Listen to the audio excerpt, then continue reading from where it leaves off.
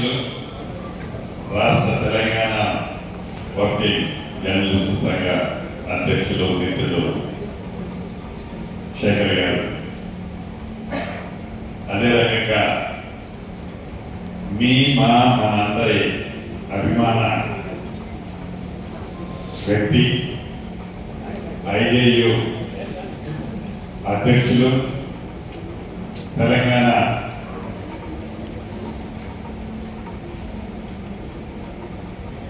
Press academy chairman పెద్దన్న శ్రీనన్న గారికి, అదే రకంగా వేదిక మీద ఉన్న ఐజేయు కార్యవర్గ సభ్యులు పెద్దలు ఉన్నారు వారికి, అదే రకంగా రాష్ట్ర తెలంగాణ వర్కింగ్ జర్నలిస్ట్ సంఘ వివిధ హోదాలో ఉన్న ముఖ్యులు ఉన్నారు, వారందరకు వివిధ రాష్ట్రాల నుంచి వచ్చిన అధ్యక్షులు ఉన్నారు, వారికి జిల్లా తెలంగాణ రాష్ట్ర వర్కింగ్ జర్నలిస్ట్ అధ్యక్ష కార్యవర్గ వారి టీం అందరికీ, అన్ని జిల్లాల నుంచి వచ్చిన అధ్యక్షులు కార్యవర్గ సభ్యులు ముఖ్య నాయకులు ఇంకా చాలా మంది పూర్వ ప్రముఖులు కూడా వచ్చారు. వారందరికీ మనస్ఫూర్తిగా శిరస్సు వచ్చి పేరు పేరున హృదయపూర్వక నమస్కారాలు, వందనాలు. ఈరోజు రాష్ట్ర 3వ మహాసభని ఖమ్మంలో జరుపుతున్నందుకు రాష్ట్ర సమాచార మంత్రిగా, ఈ జిల్లా వాస్తవ్యుడిగా మనస్ఫూర్తిగా ఈ సంఘ ప్రతినిధులందరినీ అభినందిస్తున్నాను, వారికి కృతజ్ఞతలు తెలియజేస్తున్నాను. గడిచిన 10 సంవత్సరాలు మనం చూసాం పత్రికా స్వేచ్ఛను ఎలా హరించారో. పత్రికలో ఆనాడు వారి మనసులో ఉండే మనోభావాలని బయటికి చెప్పలేని పరిస్థితిలో ఎంత మగ్గిపోయారో ప్రత్యేకంగా నేను చెప్పనవలసిన అవసరం లేదు.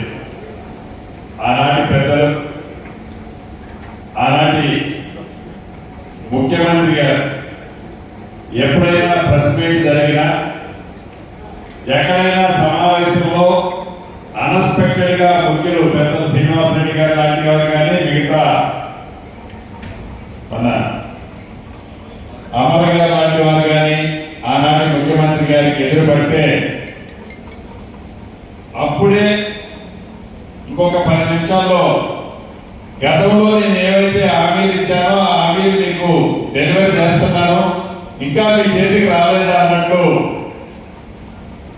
చాలా పడికట్టు పదాలతో ఎదటి వారిని ఆకర్షించే విధంగా, మీడియా వారంటేనే వాళ్ళ ప్రజెంటేషన్ చాలా ప్రాపర్ ఉంటుంది, వారిని మరిపించే విధంగా ఆనాటి ముఖ్యమంత్రి గారు ప్రజెంటేషన్ కానీ ఆ హావభావాలతో తను చెప్పే మాటలు కానీ ఆ రకంగా ఉండేది.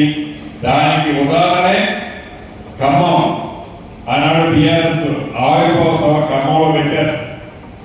ఆ ఖమ్మంలో పెట్టినప్పుడు మా రామనారాయణ గారు లాంటి మిత్రులు కొంతమంది, ఏం సార్ అప్పుడేదో మాకేదో చేస్తున్నట్టున్నారు, ఇంకా మాకు చేయలేదు సార్ అంటే, మీకేది మొత్తం ఫోటోగ్రాఫర్ వాళ్ళకి ఏం తక్కువ చేశారు, వాళ్ళతో సహా అందరికీ చేస్తారు అంటే, ఎదంటే మనిషి ఎదురైతే ఆ ప్రజెంటేషన్, ఆ ఎన్మాడిజం, ఆ హావభావాలు మనకి తెలియనివి కాదు.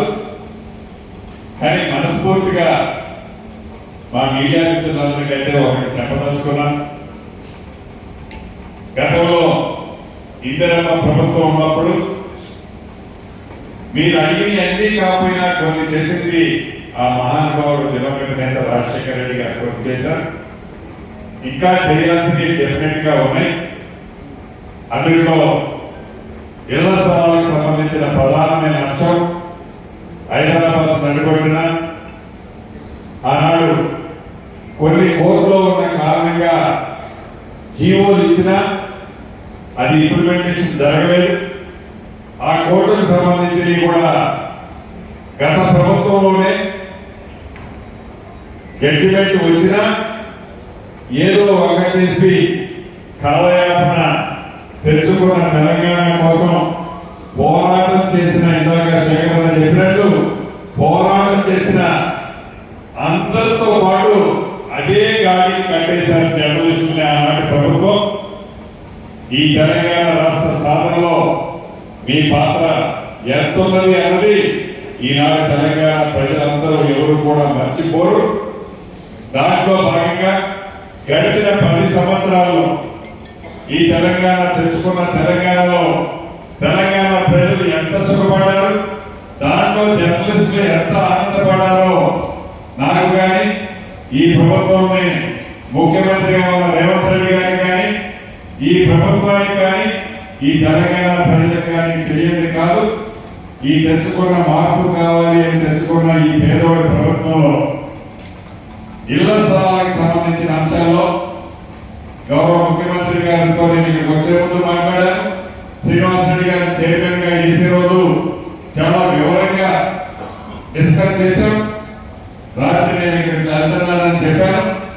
అతి కొద్ది రోజుల్లోనే హైదరాబాద్కు సంబంధించిన గతంలో జీవోలు ఇచ్చి, ఆ జీవోలు ఇచ్చింది న్యాయస్థానంలో కొన్ని విషయాల్లో ఇబ్బందులుండి ఆగిన అంశాన్ని యుద్ధ ప్రాతిపదిక మీద అతి కొద్ది రోజుల్లోనే వాటిని వేయడం చేయడం జరుగుతుందని ఈ వేదిక నుంచి గౌరవ చైర్మన్ గారితో పాటు సభ్యులకు తెలియజేస్తున్నారు.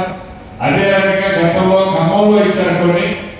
ఎందుకంటే నాకు స్వార్థం ఉంటుంది, ఆ స్వార్థంలో ప్రధానమైంది ఈ జిల్లా వాస్తవుడి కాబట్టి ముందు ఖమ్మం జిల్లా మిత్రులకి గతంలో జీవో ఇచ్చి ఆగిపోయింది. దాంట్లో చిన్న చిన్న పొరపాట్లు ఉన్నాయి. అటు రెవెన్యూ శాఖలో కూడా మంత్రిని నేనే కాబట్టి వచ్చే